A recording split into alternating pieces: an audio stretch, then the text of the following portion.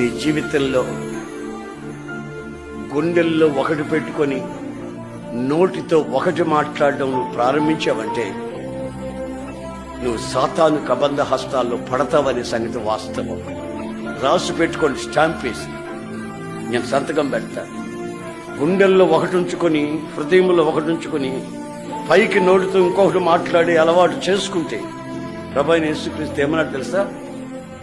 మీరెవరైనా సరే అవునంటే అవును, కాదంటే కాదు అని మాట్లాడుకోండి.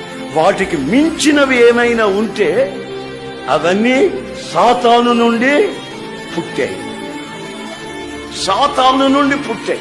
రక్షించబడ్డాము, వస్తున్నాం, మందిరానికి వస్తున్నాం, బైబిల్ కూడా చదివాం, మాకు బ్యాడ్జీలు కూడా ఇచ్చారు, పెన్లు కూడా ఇచ్చేశారు, అమ్మో ఇంకేముంది మా పరిస్థితి అని మీరు అనుకుంటున్నారేమో.